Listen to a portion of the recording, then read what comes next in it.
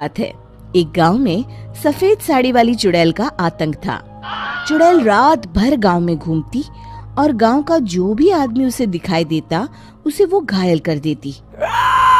अरे कोई तो बचाओ, मर गया रे।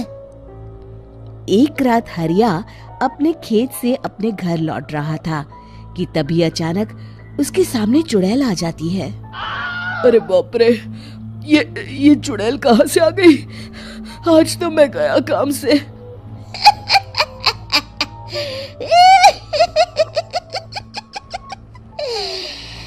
आज मुझे मेरा शिकार मिल गया। अरे चुड़ैल दीदी, मुझे छोड़ दो। जैसे ही चुड़ैल हरिया की तरफ बढ़ती है, हरिया वहाँ से भाग जाता है और अपने घर के दरवाजे पे पहुँचता है। अरे भगवान, जल्दी से दरवाजा खोलो, मेरे पीछे चुड़ैल पड़ी है। हरिया की पत्नी जल्दी से दरवाजा खोल देती है। अरे आप इतना हाफ क्यों रहे हैं? अरे मेरे पीछे चुड़ैल पड़ी है, आज तो मैं बाल बाल बच गया। जल्दी से सभी दरवाजे और सभी खिड़कियों को बंद करके बत्ती बुझा दो। तभी चुड़ैल हरिया के घर के पास पहुंच जाती है। अरे वो आदमी कहाँ गायब हो गया? मैं भी देखती हूँ आखिर कब तक बचेगा। मैं अपने शिकार को इतनी आसानी से नहीं छोड़ती।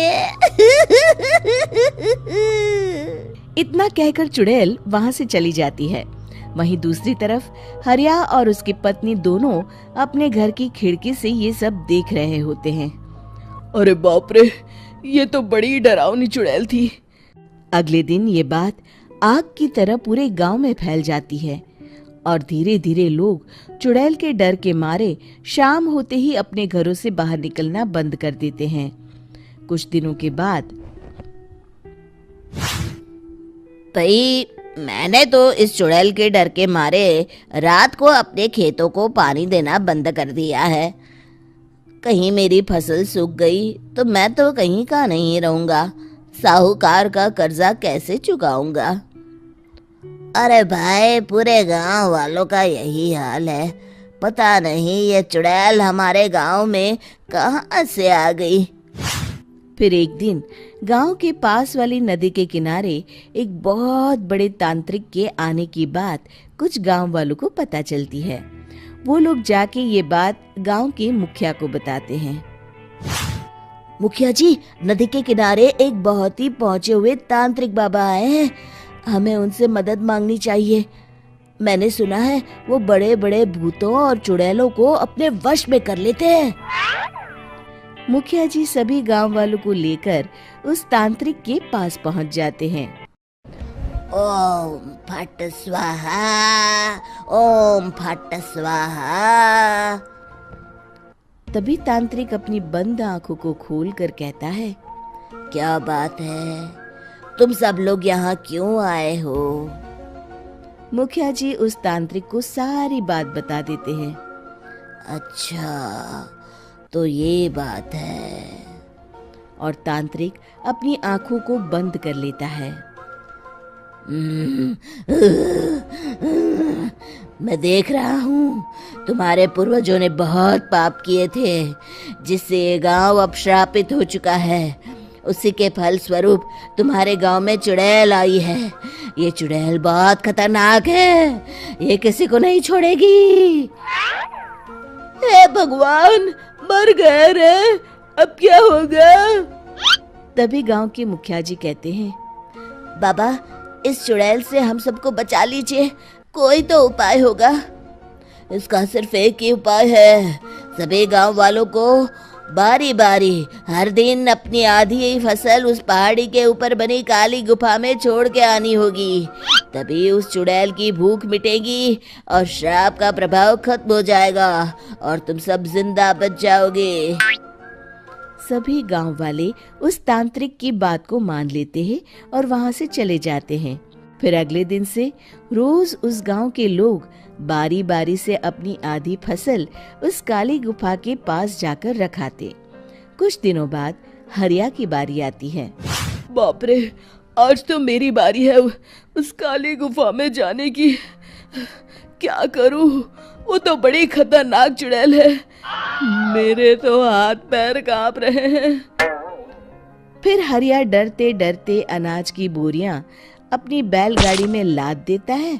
तभी हरिया की पत्नी उससे कहती है, देखो जी, संभल के जाना और किसी भी हालत में शाम होने से पहले वापस आ जाना। उस चुड़ैल का कोई भरोसा नहीं है जी। हरिया बैलगाड़ी में बैठते हुए कहता है, भगवान, मैं क्या वापस आऊंगा। लगता है अब तो मेरी खबर ही आएगी। इतना कहकर हरिया वहां से चला जाता है। रास्ते में जंगल से गुजरते हुए हरिया की बैलगाड़ी का एक चक्का बड़े गड्ढे में फंस जाता है। हे भगवान, अब ये क्या मुसीबत है। हरिया नीचे उतर के पूरी ताकत से अपनी बैलगाड़ी को गड्ढे से निकालने की कोशिश करता है। बहुत देर मेहनत करने के बाद हरिया की बैलगाड़ी उस गड्ढे से बाहर निकल जाती है। हे भगवान, अब तो शाम होने वाली है। आज तो मैं गया काम से। जैसे तैसे हरिया काली गुफा में पहुंच जाता है। अरे मर गया रे, यहाँ तो चारों तरफ डरावना माहौल है। मैंने यहाँ आने में बहुत देर कर दी, कहीं चुड़ैल नाराज ना हो जाए। हरिया अनाज की बोरिया वहां रख के जैसे ही जाने लगता है, तभी उसे किसी के आने की आवाज सुनाई देती है। हरिया एक कोने में छुपकर अंदर देखने लगता है। चुड़ैल वहां आती है और फिर अपने चेहरे से नकली चुड़ैल का मुखौटा निकाल देती है। हरिया ये देख के हक्का बक्का रह जाता है। तभी चुड़ैल कहती है, भैया यहाँ आना। आज तो बहुत अनाज आया है, इसे मिलाकर अब हमारे पास ढेर सारा अनाज जमा हो गया है। कल ही हम इसे शहर में बेच आएंगे और माला माल हो जाएंगे। तभी अंदर से नदी के किनारे वाला तांत्रिक बाहर आता है। अरे, ये तो तांत्रिक बाबा है। हाँ, अब तो हम दोनों की जिंदगी मजे में कटेगी। गांव वालों को बेवकूफ बनाना इतना भी मुश्किल नहीं था। लोग तो तुम्हें सच में असली चुड़ैल समझते हैं। हाँ, तुमने सही कहा। अब ये गांव वाले चुड़ैल के डर से जिंदगी भर इस काली गुफा में अनाज पहुंचाते रहेंगे। अच्छा, तो ये बात है। ये दोनों पूरे गांव वालों को बेवकूफ बना रहे हैं। अभी जाकर सबको बताता हूँ।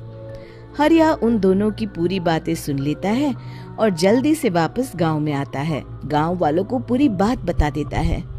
इससे पहले वो दोनों हमारा अनाज लेकर शहर जाए, हमें उन दोनों को पकड़ना होगा।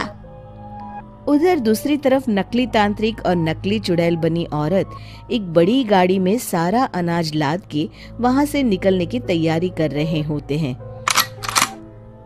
जल्दी करो, इससे पहले हमें कोई देख ले। हमें यहाँ से निकलना होगा।